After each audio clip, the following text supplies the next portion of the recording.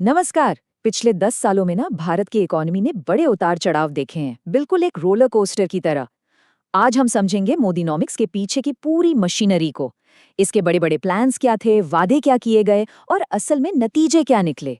और ये सब हम देखेंगे पब्लिक में मौजूद सोर्सेस और डेटा के आधार पर। तो देखिए, सबसे बड़ा सवाल तो यही है कि भारत की इकोनॉमी को पूरी तरह से बदलने की ये जो बड़ी योजना थी, क्या वो वाकई में काम कर पाई?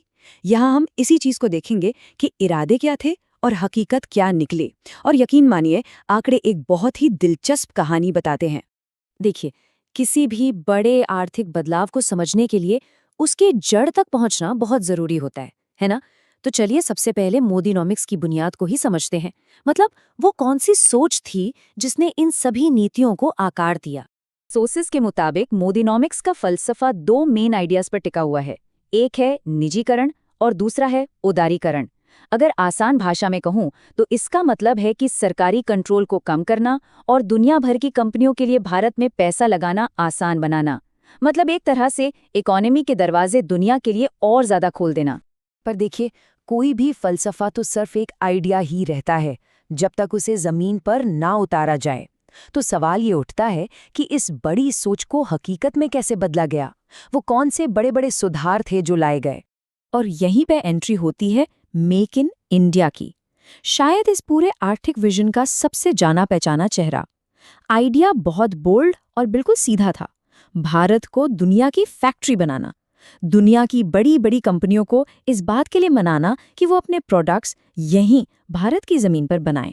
और ये कोई हवाई वादे नहीं थे, बल्कि एकदम साफ, जिन्हें नापा जा सके वैसे लक्ष्य रखे गए थे। जैसा कि हम यहाँ देख सकते हैं, मैन्युफैक्चरिंग सेक्टर में हर साल 12 से 14% की जबरदस्त ग्रोथ लाना, 2022 तक 10 करोड़, जी हाँ 10 करोड़ नई नौकरियां बनाना और देश की पूरी इकोनॉमी में मैन्युफैक्चरिंग की हिस्सेदारी को बढ़ाकर 1/4 यानी 25% तक पहुंचाना।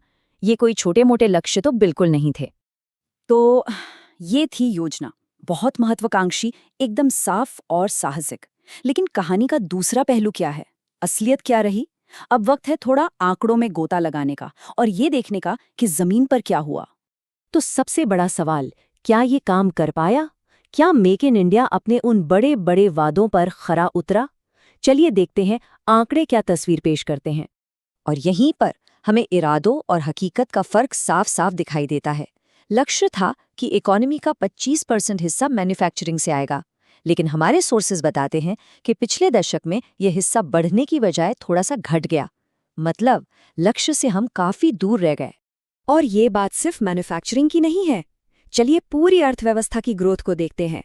ये चार्ट जो हमारे सोर्स से लिया गया है, दो अलग अलग दौर की तुलना कर रहा है।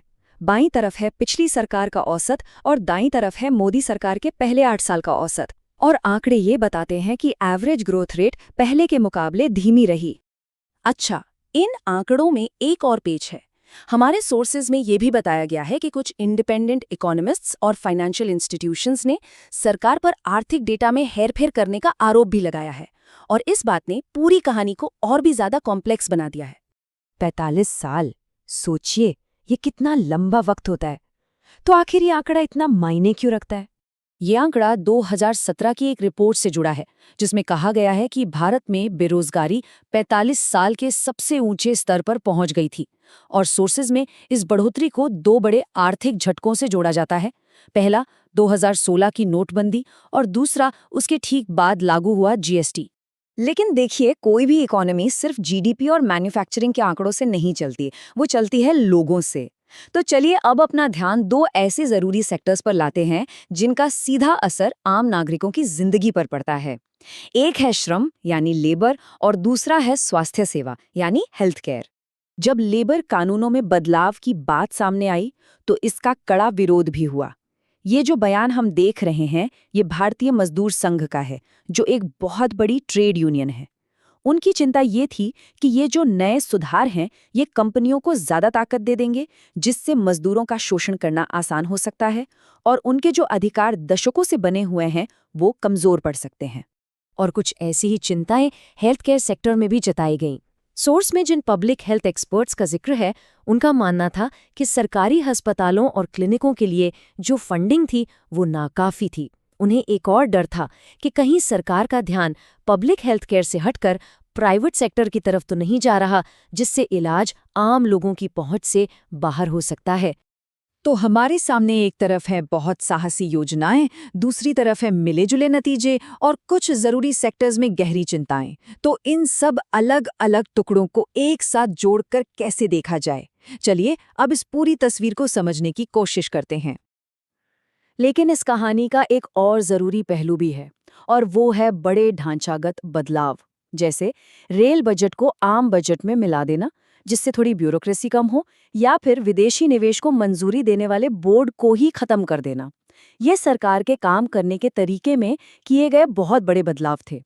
साथ ही रेलवे में बड़े सौदे और हाई स्पीड रेल जैसे प्रोजेक्ट्स भी शुरू हुए। तो आखिर में जो तस्वीर उभर कर आती है ना, वो एक विरोधाभास की है। एक तरफ है देश को तेजी से आगे ले जाने के लिए बनाए गए बड़े महत्वाकांक्षी प्लान्स, और दूसरी तरफ हमारे पास ऐसे आंकड़े हैं जो एक बहुत ही कॉम्प्लेक्स और अक्सर उलझी हुई हकीकत दिखाते हैं, जहां नतीजे हमेशा इरादों से मेल नहीं खाते। तो हम इस चर्चा को इसी सवाल के साथ खत्म करते हैं, जब आने वाले वक्त में इतिहास की किताबें लिखी जाएंगी तो इन साहसिक सुधारों के दौर का अंतिम आर्थिक फैसला क्या होगा? ये एक ऐसा सवाल है जिसका जवाब तो सिर्फ वक्त ही दे सकता है।